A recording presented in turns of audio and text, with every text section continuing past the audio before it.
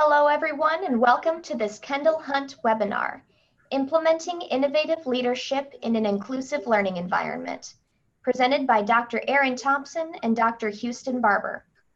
Dr. Thompson, President of the Council on Post-Secondary Education in Kentucky, is a nationally recognized leader in higher education with a strong focus on policy, student success, and organizational leadership and design. Dr. Barber, Superintendent with the Frankfort Independent School District in Kentucky, is a recognized national leader in K-12 focused on equity, instructional leadership, and organizational change. Today, they will be discussing the successful implementation of diversity into the classroom and community, using research-based strategies for delivering culturally competent, responsive, and inclusive school leadership. I encourage you to familiarize yourselves with the Q&A and chat tools at the bottom of your screen. We will be asking questions throughout the webinar. Thank you again for joining us, and I'll turn it over to Dr. Thompson and Dr. Barber. Thank you, Megan. Good morning, everyone. It's good to be with you. It's important that during this time, this COVID pandemic, we find ways to be innovative. We find ways to think about ourselves as leaders and as people who are very much a part of this society that we need to be adding to at a time where it seems like a lot of things are taken away. So it's my pleasure to be here with Houston to talk a little bit this morning, and please understand it's just a little bit.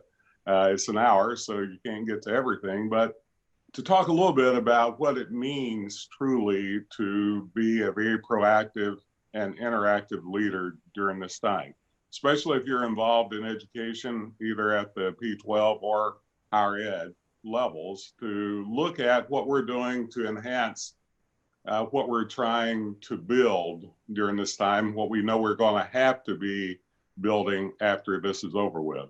So this is about innovation. This conversation is about how you can look at yourself, how you can look at others that you're trying to influence, and how we can do it with a mission and a vision that is far more inclusive, far more equitable, and far more directed toward having a better, not only a school system, but a civilized society. So my name is Aaron Thompson. If you don't know who I am, I've been doing this probably longer than I should be, but still very much engaged and trying very much to not find myself relying on the kind of conversations I had many years ago, but looking at leadership truly in the future and not looking at the things that I've done in the past.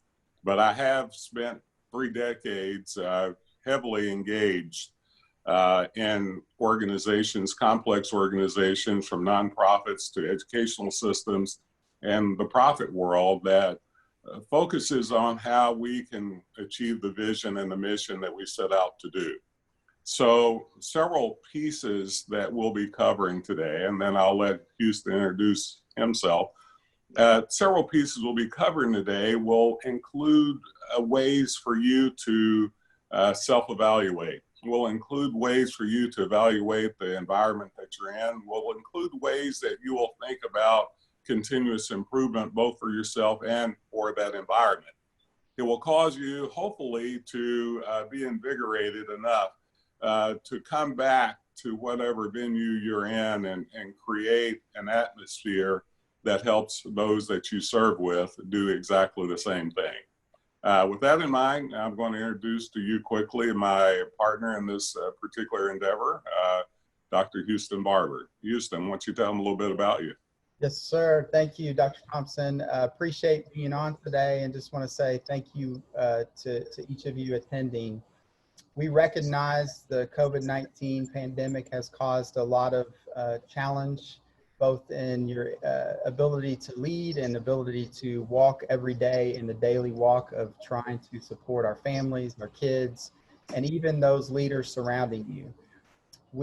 One of the things I'm very excited about today is that we want to give you some practical strategies that are research-based and focused on the ability to really help you navigate and even challenge what thinking is happening within your own organization. So we are proud to be a part of this together.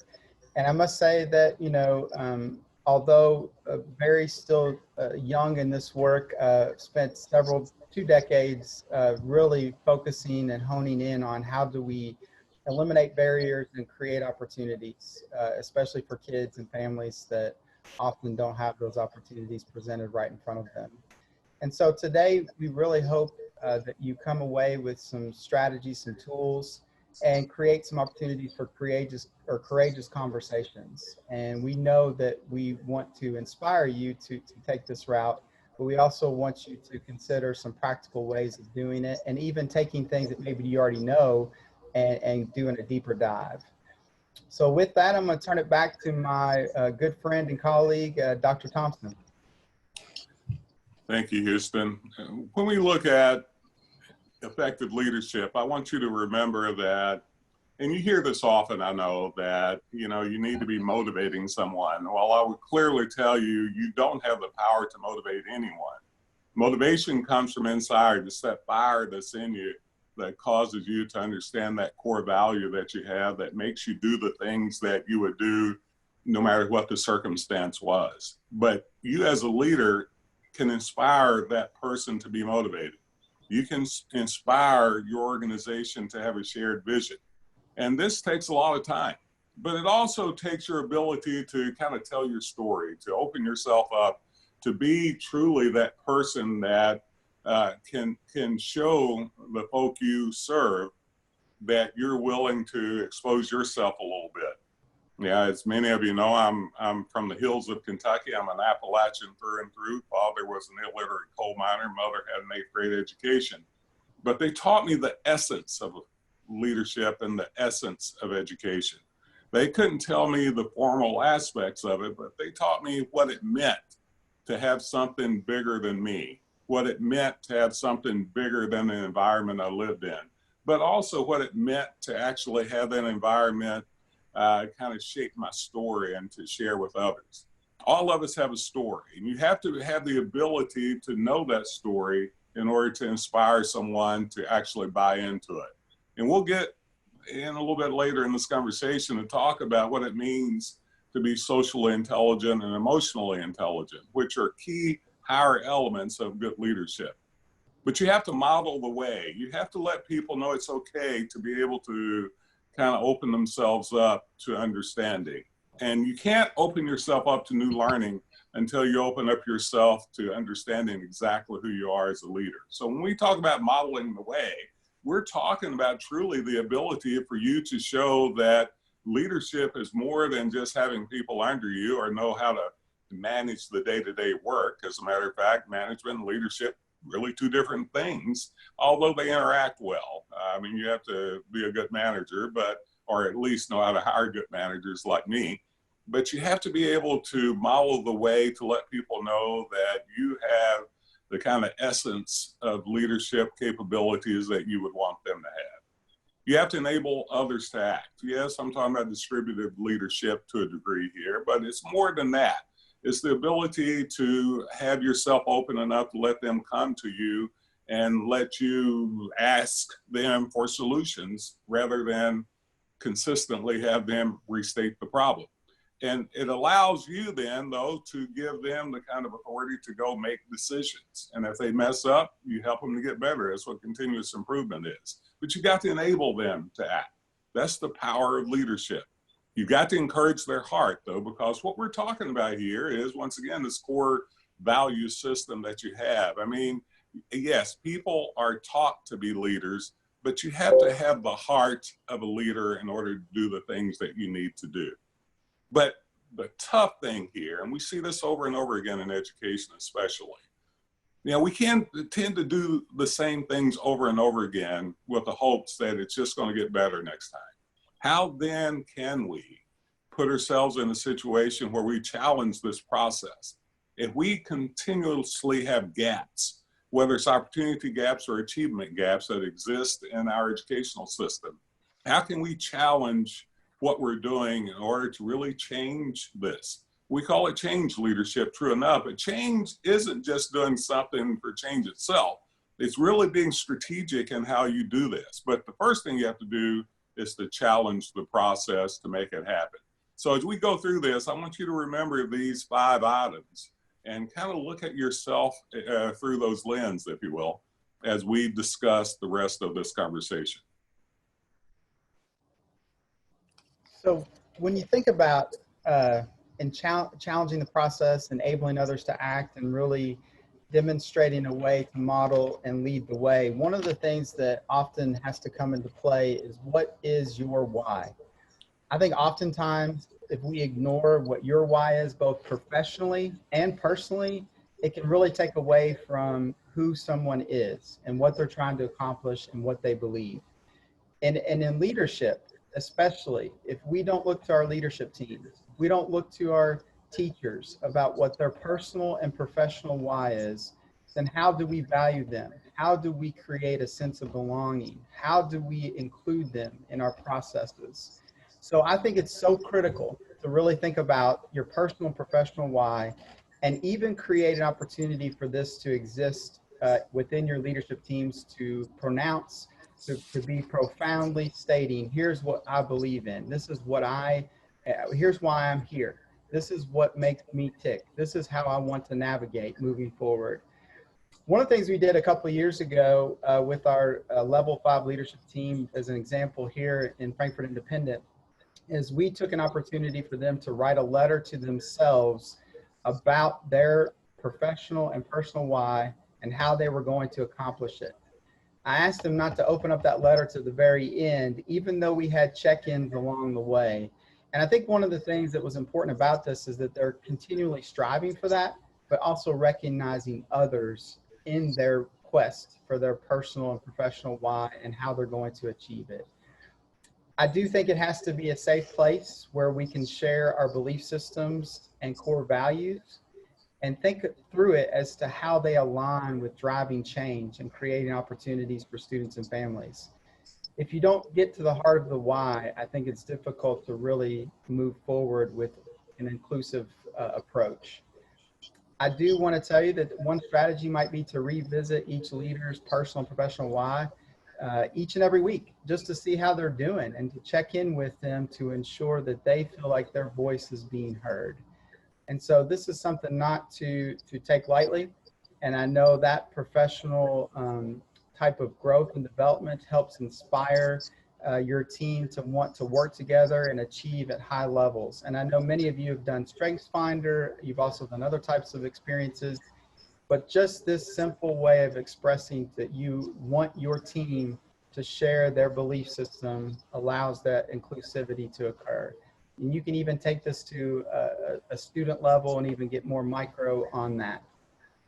With that said, I think it's important for leaders to really think about, how do you discover the context of what's happening in your organization?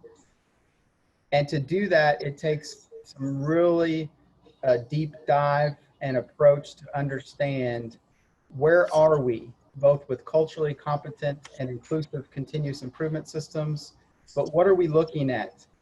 And how are we looking through the lens of our students? Because that is something we have to really appreciate and value. The looking through the lens of your students provides a true context of where you are and how you're going to have to navigate forward. I do think you have to establish protocols within your own current context or development of the context to encourage safe and courageous conversations. And there has to be direct next steps to be thought through. And also, it's okay to be out of your comfort zone. How many of you in this COVID-19 truth, I've been out of my comfort zone, but it's a time to shine, right? It's unbelievable the experiences that take place when you're out of your comfort zone and able to grow, but helping others to have that same experience as long as they're not feeling that they're not valued. And finally, there's a process by which, when you're discovering that context, to really think about that 30, 60, 90-day planning process with your team, but as it relates to both your vision, your mission, and equity at the center of every decision. So in other words, inclusivity, equity, how does that fit into your everyday decision-making process with your teams, and evaluating your context frequently to really make decisions. And that includes your surrounding resources, your historical context, even your environment matters. because that's how you create that vision and move forward with it and those objectives and strategy. And so in thinking about that, I think, one of the things I'm going to also reference are my good friend and Professor Tushman out of Harvard University. And he came up with a strategy focusing on a congruence model. And I really think this helps for you to weigh in on how you're acting as an organization.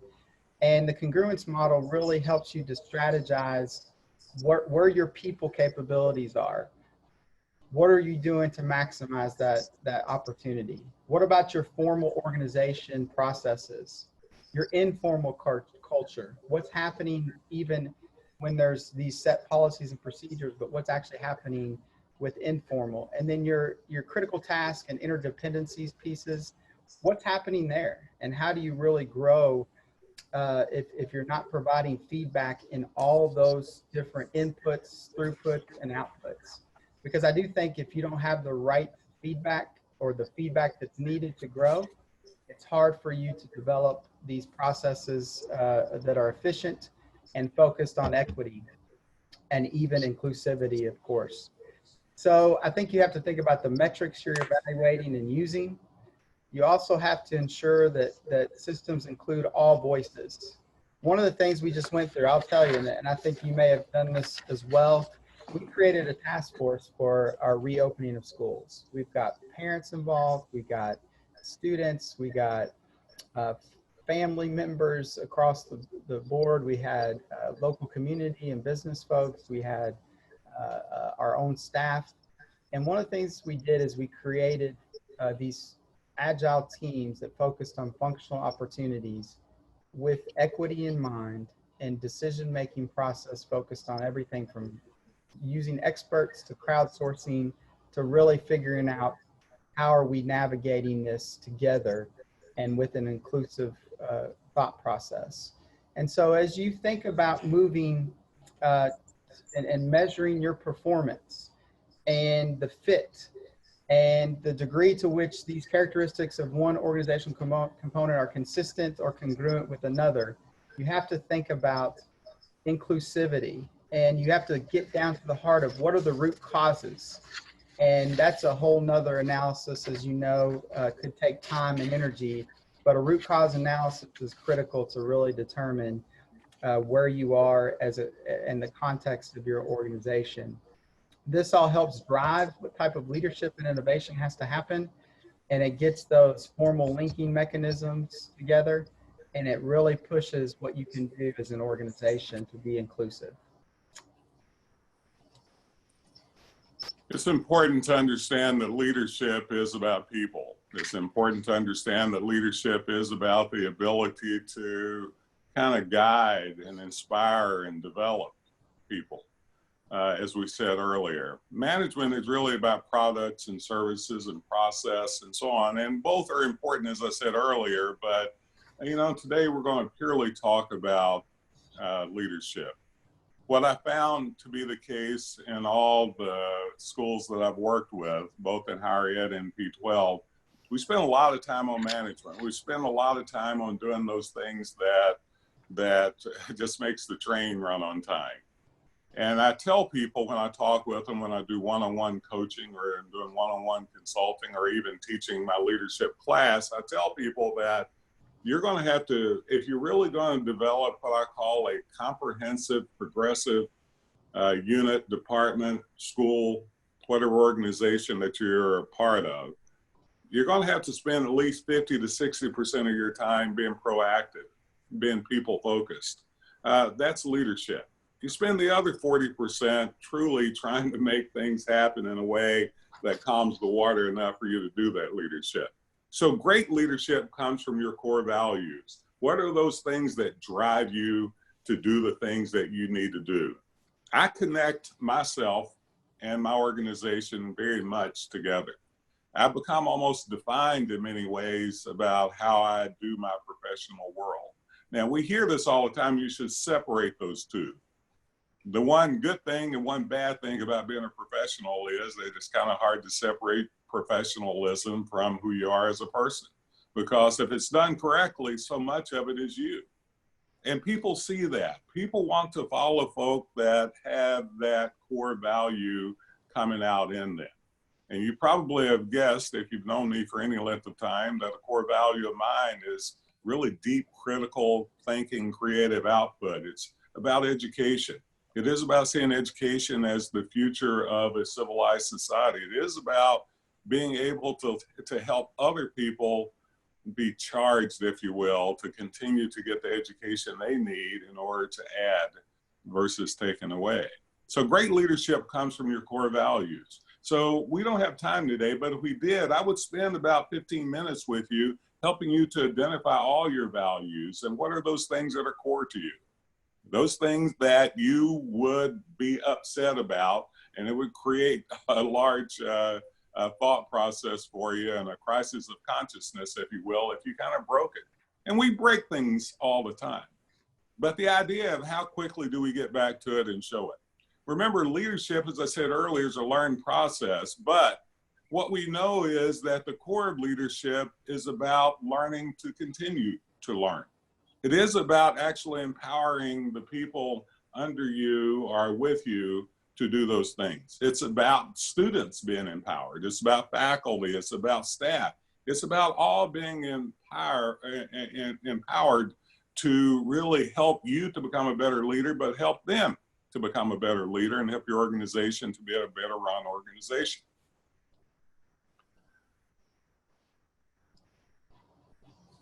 So in the case of today, I want to focus a little bit on new leaders, because this is where I see the process start to go bad early. When we see people going in and recreating what was there before.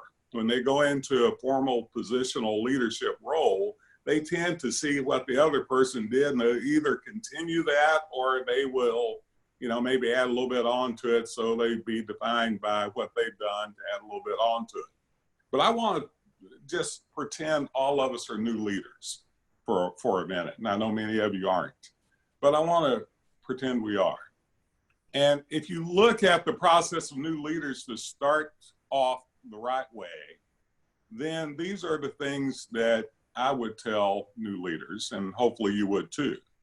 And that is, the first one is to understand the history of where you're at. What is the history? Both the good and the bad. What are the things that have happened, the dynamics, the leadership dynamics, the management dynamics? What's the history of that organization, of that school? And what we find fairly often is that, just like in America, even though we are a great social mobility nation, what we find is that most people born into a particular circumstance or situation tends not to move very far from that. And their children tend not to. So in order, if you think of yourself going into that setting, what you have to imagine is you've got an opportunity to kind of change the direction of that unit or that school. And it may be whereby that it may have been a great school you're going into, but you need to make it better. It may not be such a great school and you need to make it better. So understand the history. And when you're making change, make small incremental change. You don't try to do everything one time, because it's like being on a roller coaster and decide to be going really fast and turn around all at once, go in the other direction. I mean, you could get whiplash, you could get hurt that way. What you have to do, though, is to go into the curve. And you have to be able to understand, though, that you have to go into a curve. You can't just keep going straight. You have to be able to understand that incremental changes in a strategic way produces big outcomes, but they have to be continuous. You have to evaluate policies and procedures. We tend to copy off of what the others were, and then we have the same policies and procedures for 30 years, or we wait for someone on high to give us new ones. Well, good policies and procedures comes from a collective, comes from an understanding, comes from a shared vision, comes from a shared goal that you want to try to accomplish something bigger and better. That's why we're focusing on cultural competence here. That's why we're focusing on being able to get everybody's knowledge to bring to the table to develop a shared understanding. So you have to evaluate those policies and procedures, but you also have to determine what your constituency expects. You know, communication is a strong element of a good leader, both oral and written communication. But the best portion of good communication is you listen. As my mama said, boy, you should listen. You got 2 ears and 1 mouth, listen twice more than you speak. I haven't always followed my mama's directions, but to some degree I've tried. What are your constituency expecting from you and that organization that you lead?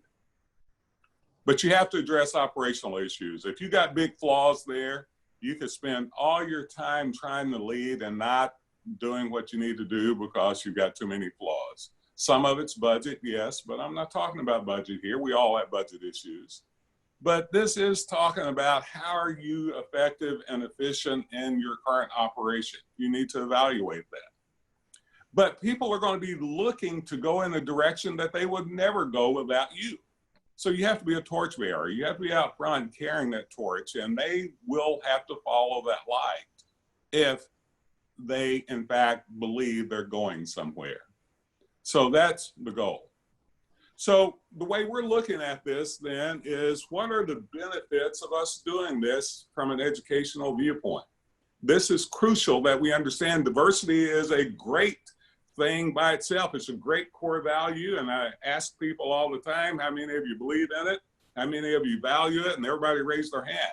If I ask them, how do you operationalize it to make your organization better and you better, then that's a different set of questions that people don't have a good answer for. But as a leader, you have to have an answer to that. So I take it from an educational perspective, knowing that diversity education is about helping the student as well as the adults around to have a self-awareness and a self-knowledge about how they see the world through open eyes. Diversity deepens and accelerates student learning. By the way, everything we put here has been research backed, and it's good practice and best practice. It accelerates student learning because you know more by asking stuff you don't know and learning from it. You learn more from people that are different from you than people like you. It helps you to be able to think critically, and I want to really be clear about when we talk about critical thinking, people say, well, I'm an out-of-box thinker. Well, that's not critical thinking. Critical thinking is this, and we should make sure that all of our students coming out of P12 are coming out with a set of critical thinking mentalities.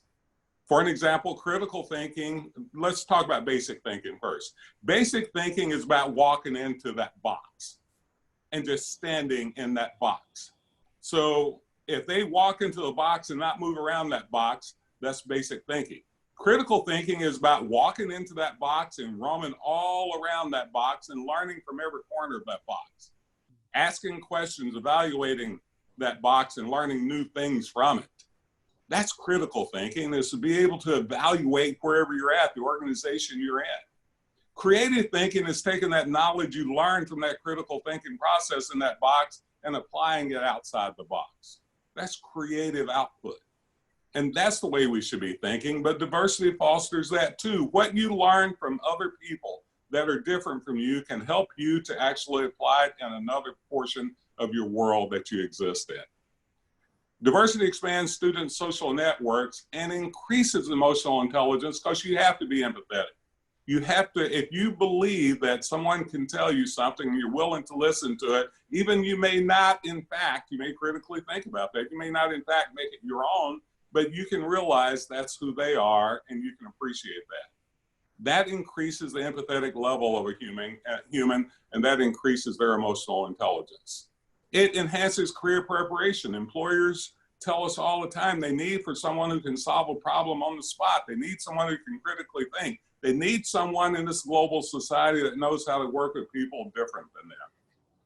It reduces societal prejudice and discrimination. You'll see in a minute on a stair step I have that talks about education should be increasing the likelihood that you're going to be a critical thinker. It shouldn't decrease it. Prejudice and discrimination is basic thinking, not critical thinking.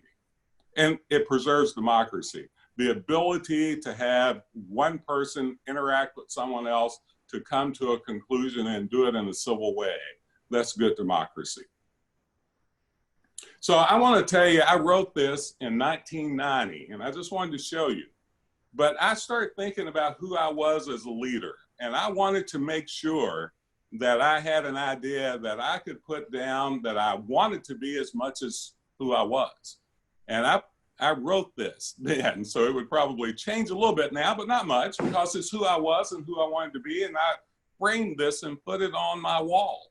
So everybody that worked with me, I wanted them to challenge me when I wasn't living up to this. So even in 1990, I talked about social justice because so much of that was my core value.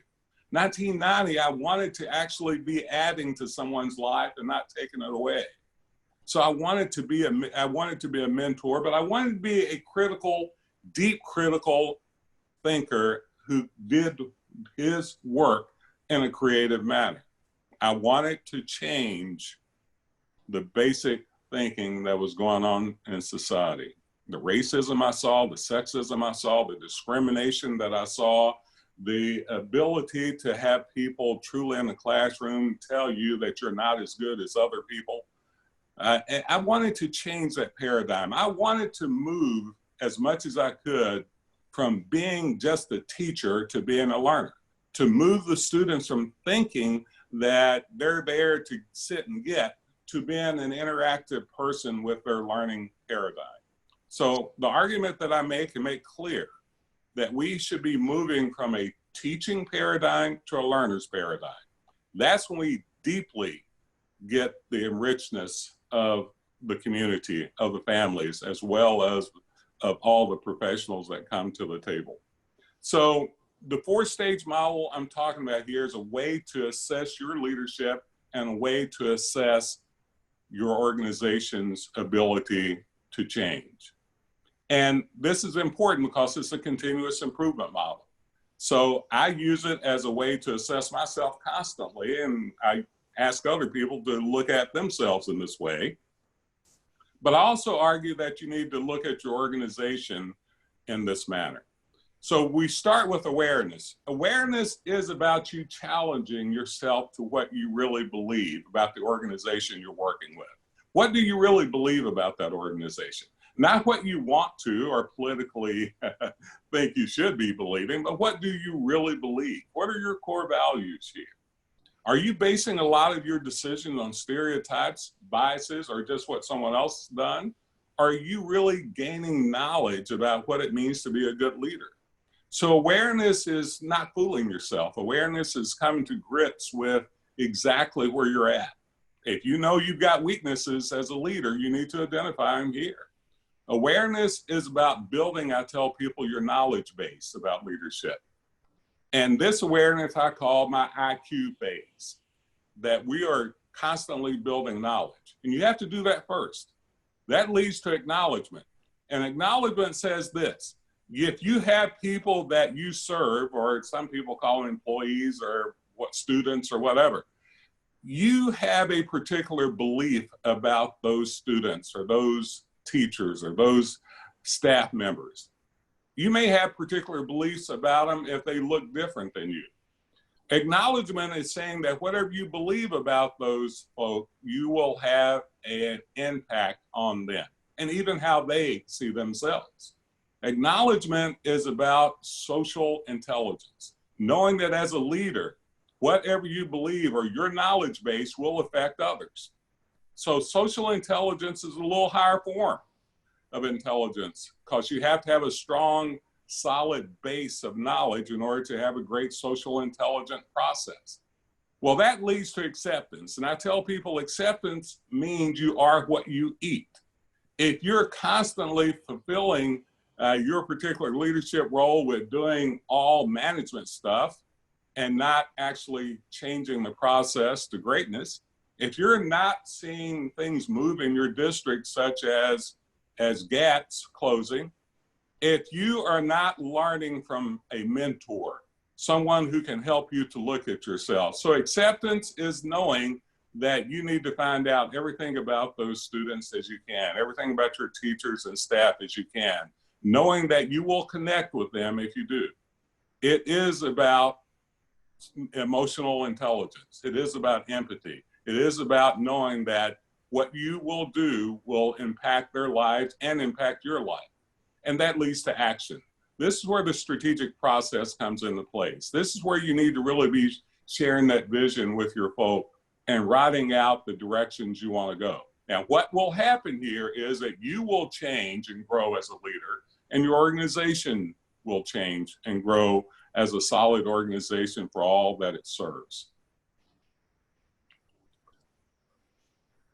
So what we know around success of all students, and this is even more dramatic for students of color or low-income students, just to let you know. What we know is there's 4 elements that determine success, and all research shows this and just comes down to these items. And I wish I had more time to spend on them today, but I don't, but would love to sometimes. The first one is this primary element of what I call educational socialization, and that's your family involvement. We know the research that says that if you come from a family that's highly educated with a lot of money, there's a great chance that you're going to get educated and make a lot of money. But if you don't come from that, then you know what the results of that is. So I want you to imagine, even though this is just conceptual, not really real, imagine all of this is worth 25%. Each one of those worth 25% of the 100% whole. Let's say you have a 100% probability of being successful. Well, each one of these could represent 25% of that. If you are a person coming, as I said, from a really well resource family, then there's a good chance. But if you're not, you know, there's a bad chance that you will be. So family is the first element. The second one will be the community. In other words, how is the community engaged with that student's success? How are their neighborhoods engaged with that student's success? Are they in a safe neighborhood that actually push forward the mentality of education? Are they not? You know, so it's important to understand that, but the strongest part of a community will be the peers, without a doubt. Peers have as much influence on a student's outcome by the time they're 11 or 12 as parents and teachers in many ways. The third one is the school, and this is what we're going to talk about, because in most places that I've been engaged in, schools may be that place where they have far more power, knowledge, money, resources than any other place. In that building, you probably got a group of the most intelligent, well-educated people ever. And what we know in that school, in order to create student success for all people, you have to emulate the items that go in and on in a strong family involvement. Some of you may even have to feed them breakfast and lunch because they may not get it at home. But you also have to emulate the community segment, the peers. Do you have a formal peer mentoring program? Do you have peers engaged with learning? Do you have peers that can help identify when a student isn't learning? So we ask the schools to really take on a stronger element of focusing what they're doing in their change mentality around looking at how they can emulate more of a solid family involvement and more of a solid community involvement. And this is what we know has to be created in order to get the last one, and that's the student involvement and comprehension. This is about helping a student do 2 particular things. And if you really set up your system in the correct way, the students will get this. The first one is that student needs to be able to identify what he or she don't have to be successful. In other words, they need to know how to self-actualize. They need to know what they don't have. I tell people when I was coming out of Clay County, Kentucky, I had no idea what I wanted to be, but I knew what I didn't want to be. I didn't want to be poor anymore. I knew that I had to have resources, so I looked to get those resources. So your job in the school is to help every student, no matter what color, what socioeconomic background they come from, to be able to self-actualize and self-assess, to know what they don't have, and to buy into it. The amount of times they need to be studying outside the classroom, the amount of time they need to be coming to you for help. And the second portion you need to do is to help them to go about finding it when you're not there. So it's not about giving them fish one time, it's about teaching them how to fish. So our goals in education should be doing that with the student, creating a student full of agency that not only know how to fish, but know how to understand when they don't have the fish they need to eat. So when we look at cultural competence, it involves itself around these big four paradigms. So let me now give you some definitions to this part. What you see here is an educational ladder. What you see here is a step to cultural competence. And I want you to imagine cultural competence truly as the epitome of a good, strong, equitable school. It's almost impossible to get there. But this is also about continuous improvement. Cultural competence is not only, and let me just make it clear, diversity is about an aspect of the population. It's about some demographic that you're dealing with. It is about the differences of those population groups. Cultural competence is how well you accept those and appreciate them and then use them to benefit your organization and yourself. So cultural competence is about measurement. It's about assessment. And we know how to do that, by the way, we just haven't employed it well. It is about, like when you assess writing competencies or reading competencies, it's important. So what you're trying to do in K-12 is have all your students be at least at that cultural sensitivity and cultural awareness level before they go to college. Our job should be able then to take them to that higher level learning. And hopefully by the time they get out, cultural competence and cultural action is about having, as an example, an internship or an externship or a co-op whereby they are allowed to use their knowledge, or if you're in teacher prep, is to get them started early in a clinical experience where they can work with people of different backgrounds. So it's about applying that knowledge you have. If your students are leaving you and they mainly still occupy that bias or stereotyping category, that's what we call lower learning, lower level of knowledge. So the idea that we should operationalize and put in our curriculum, put in our pedagogical processes or professional development for all of our teachers and staff members to do exactly what we are asking, what I'm asking you to do with your students. So professional development comes into play here around those upper level staircase items. So what we are talking about here in the book is how do you lead that process? How do you lead the school to become a much more equitable school? And my last statement here before I turn it back to Houston is to put it in perspective of all the terms you hear. Once again, diversity, imagine yourself in a dance. Cultural diversity is to have all different kinds of people with you in that dance. People who think differently than you do, look differently than you do, but they're a part of that dance. You know, inclusion is asking them to dance. And equity is making sure that they know how to dance.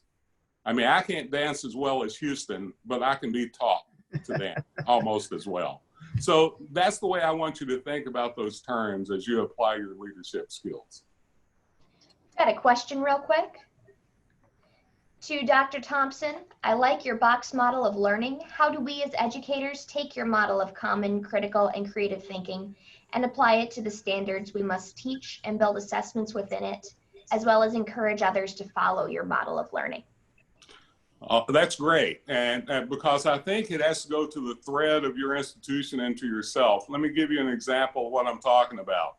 If you're teaching about the Holocaust, I mean, it's okay to teach it, but you first of all have to teach about what was going on with Jews in the Eastern European segment at that time.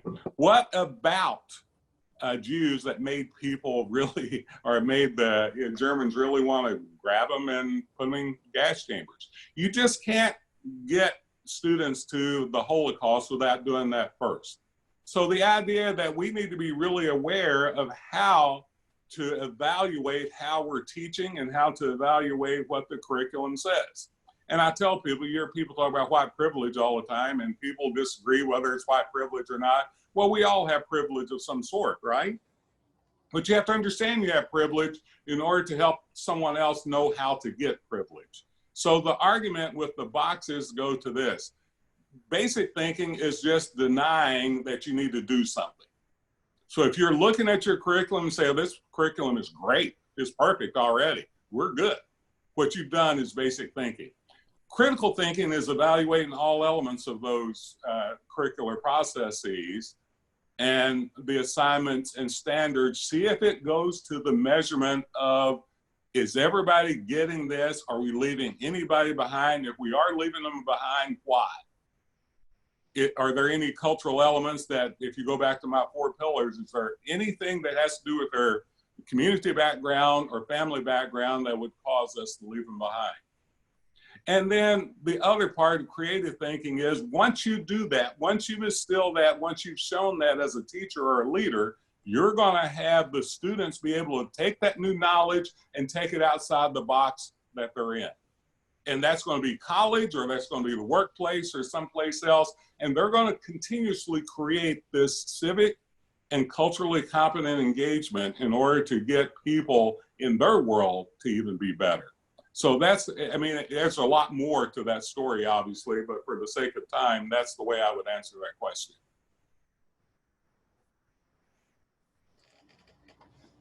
Thank you, Dr. Thompson. And as we build on the models that Dr. Thompson has explained, I think one of the most important things to think about, especially in the P12 world or even P20, is how do we approach it and what do we do at a micro level to really inspire our students and families to want to be a part of something.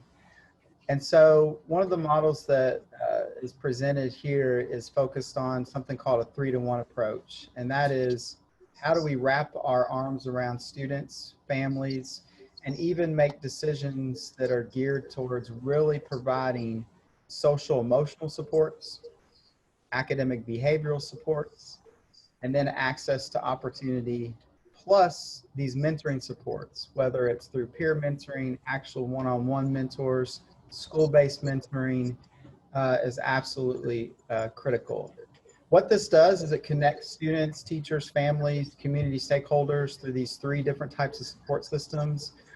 And it becomes this way of really understanding a student's passion and having them develop their passions and look at different pathways. Let me be specific.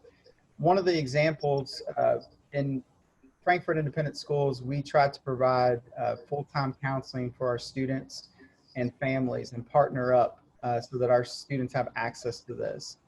We try to discover how we can find ways to support our students in unique ways, and even if they're not able to get that access right away. We also know that students want to have a plan, but it's got to fit their passion. So we do full-time senior internships, for example, where they have a choice and it builds upon their self-directed learning. I also will say that this access to opportunity is absolutely critical. Example, in this COVID-19 experience, how are students getting access to internet? How are they getting access to digital tools they need? How are they getting access to the supports that are necessary if they are going to be learning from home? And so these are things, if you continue to wrap around your community and you wrap around students and families, you will provide this network of support that has an incredible impact on who they become, and it builds upon the value of what they represent. And right now, if you don't provide this equitable balance of it, and you don't have this organized support, students and families fall through the cracks if they don't know what to go after, as mentioned by Dr. Thompson, or even know what they're wanting to achieve. So experience and exposure matter.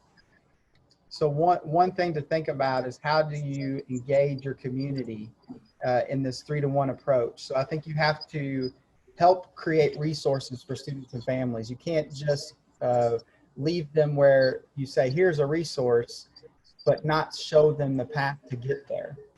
You have to involve the community to help come to those individuals as well, and these wraparound supports. You've got to provide outlets of support both internally and externally. You know, communicate these success stories and try to get various stakeholders who often don't get a voice heard. So that, one of the things I try to do is a monthly / sometimes even more than that, community stakeholder meeting that allows voices that aren't often heard to provide those voices, so we know how they're feeling, what we can do to help support them and lead that effort. And then you got to create this coherent approach to really align what all these resources are to actually bring them to where they're working together. And so you're not trying to compete. And that's when you ignite these opportunities to provide social emotional supports for students. And it really brings about real leadership and opportunity for your community and for your school systems and even beyond. Some really key things you have to think about is how do you accelerate student access? You have to really redefine the definition of teaching and learning. As Dr. Thompson mentioned, and we talk about this often, is how do we become more of a learner's paradigm? And this is really opening the door. COVID-19 is challenging all of us, and it's opening the door about what we can do to really bring a different type of experience for our students and families. And so eliminating these barriers, whether it be before, during, after school, and these gaps are created because if there's barriers, there's going to be a gap. And so one example, we've created opportunities, and I've worked with Dr. Thompson on this. He helped actually initiate this process where we got early college in our on our high school campus. We have 14 college courses offered on site and for free. And so kids take this, have the opportunity. We have our first kid graduating with their associate's degree, but kids are taking these courses and advancing their passions, knowing there's a ownership they have to take on. And so I think you have to develop these opportunities for kids, each and every child, to find their passions and even unique pathways to reach their goals. That includes whether it's a child who has a unique learning style or has a challenge. This is something where we have to think about each and every child. And even if they have an IEP we're working with, we need to know how to grow that child and give them opportunities to be successful. And of course, you have to inspire this growth mindset culture. And my big thing, and I think Dr. Thompson knows this as well, we work together on this, it's so critical. Let's set the stage to have a mentor for each and every child. I think it should be a part of every single program we do, every single effort we try to make. Each child needs to have a mentor. They need to have someone they can look up to, that can support them, and to help them strategize on how to navigate this world. And I think in the end, what we're talking about here is something called creating a sense of belonging. Everybody wants to belong. And I think one of the things in leadership is that you shouldn't have to do something to belong. You should be able to belong because of who you are. And this is something we've got to challenge our systems, our processes, and going back to modeling the way, inspiring that shared vision, enabling others to act, encouraging the heart. We've got to create a sense of belonging for each and every child, for the families, for our teams, for our staff. We have to develop these daily experiences so they can share their culture, their learning styles, their core values in a safe space without being challenged or even made fun of because of their belief system. And this opens the doors for each and every child to find their passions, and it does ignite this culture of belonging. And that's something that I believe in wholeheartedly, and I think we have to ignite it at a high level. And so, I know we've got 5 minutes left here, and I know each of us, Dr. Thompson talked about each one of our models. We could talk about a certain component and spend probably a 6 weeks course on it. But we were able to narrow a lot down in an hour, and we have so much to share. We hope that you were able to gain a lot of insight and that you were able to combine why we put this all together in a practical way. And we know there's a lot more development and training that has to take place. With that, I know there's some questions there are. I'm going to turn it back over to Dr. Thompson and maybe Megan for any last minute questions that we need to answer, and appreciate being able to work with my friend and colleague, Dr. Thompson today. One of the questions we have today is, do you have any suggestions on how to service gifted and take students during this time of hybrid teaching? You know, one of the things that I'll answer this for our GT work, is that we're very focused on creating passion projects, also opportunities for students to use their learning styles and go down a different type of, so that there's not a singular project work. They can develop and create their project and actually share it with both students and teachers, even if it's virtual. They can do it from home. I think that is something that can grow our students' desires to want to share their gifts. And I know the many gifts that exist. And I'm actually working with Jonathan Plucker right now from Johns Hopkins, and he wrote The Excellence Gap. And we've been talking about strategy on how do we really advance students who are gifted and talented by giving them different options, just like we would any other student who wants to show their passion. And let me just add one thing on to this. By the way, Megan says we can go longer if we need to, and I'm happy to do so.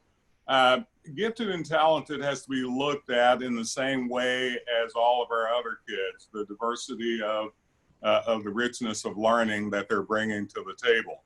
So opportunity gaps is very much this conversation that needs to have here. And we're not designing ways for kids to grow from their baseline, no matter where they're at. Now, I may have issues about what we call gifted and talented. I mean, gifted and talented has been used in such academic ways that it's a barrier for me every time I hear the language, I'll be honest with you. But we have people that are creative in so many ways and smart in so many ways. So gifted and talented around the academic question, I think that you were asking, truly should belong in the same sort of mentality as all of our other diversity, culturally competent ways of thinking about it. There's opportunities for these guys to go beyond their base. And somehow we need to be creating and thinking about this in the same unique way we do those other kids that may actually have been left out of the achievement gap, if you will, because that's opportunity for them. So I would hope we do that. One other question I saw, or maybe a statement I just wanted to just to verify is a great statement. To be a good leader, you need to have a mentor. I still have mentors. Mm-hmm. I may not have the same sort of interaction with them as I did when I was younger, but I still have mentors. So the idea that if you are a leader, no matter where you're at, some of you could even be retired from your job, but you're still a leader. How do we create that mentorship relationship that helps us to grow? Once again, it's about understanding who we are all the time.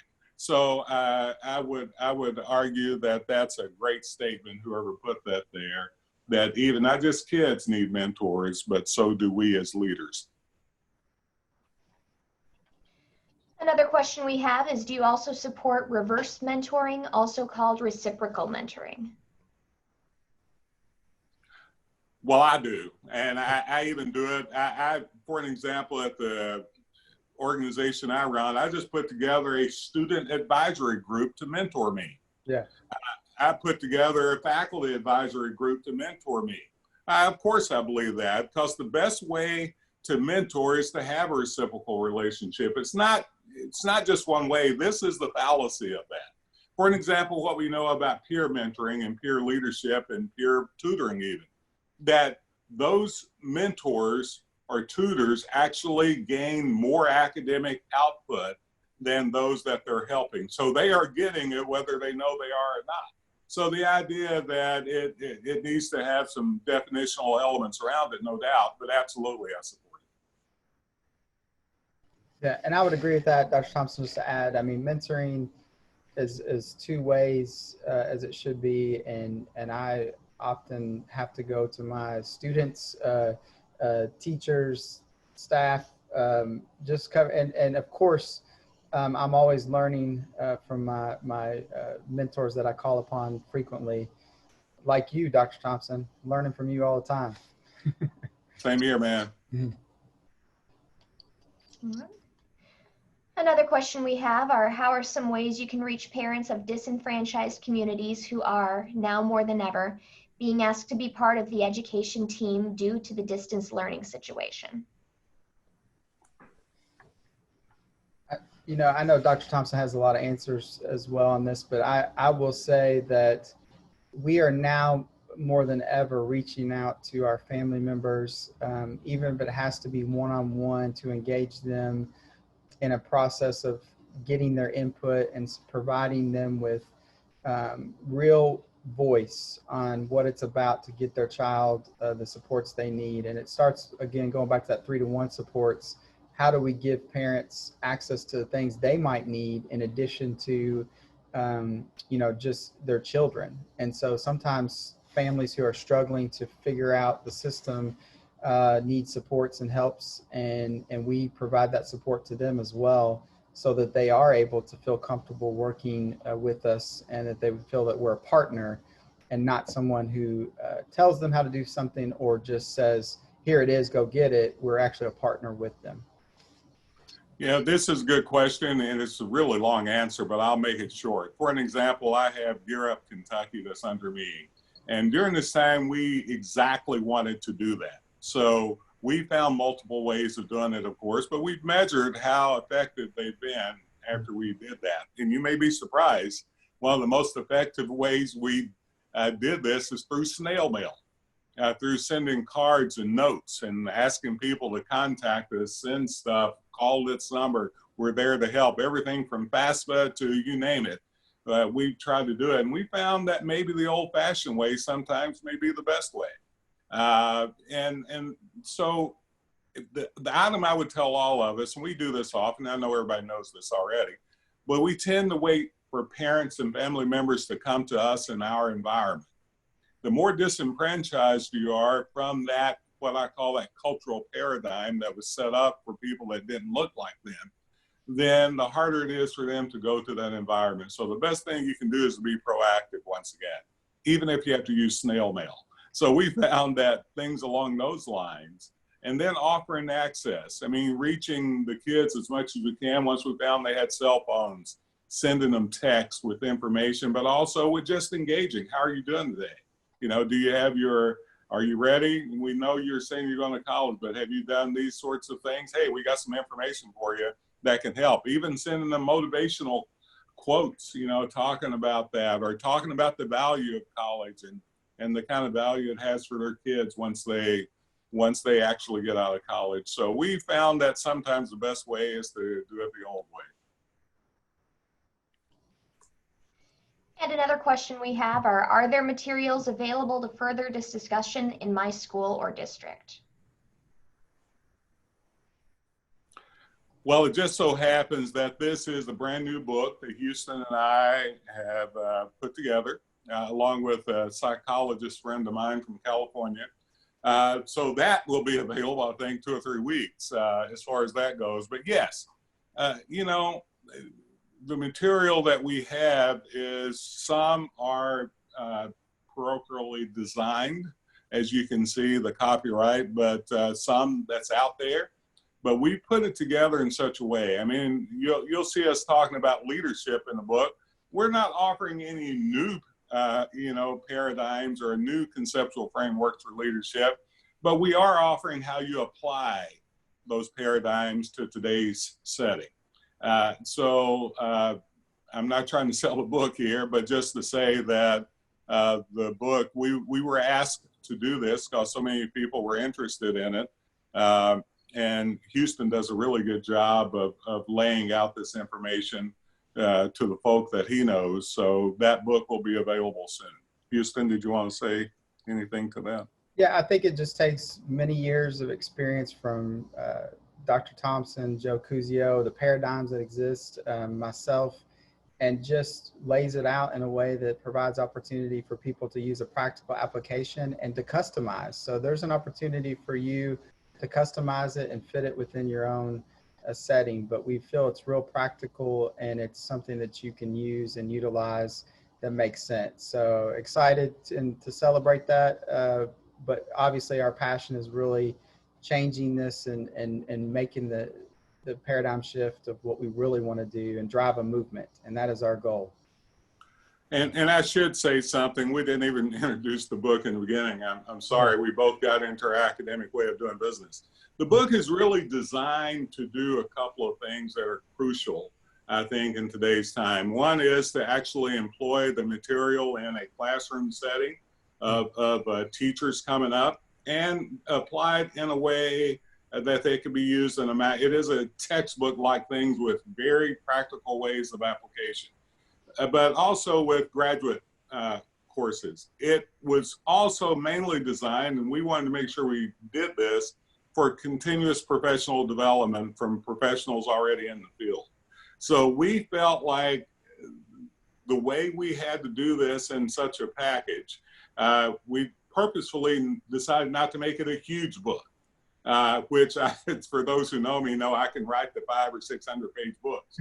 but we decided to do it in a way that was practical, employable, and ways that could be used in a manner that could truly get students engaged with applying it in a very creative way. But it will challenge you to think critically, no doubt.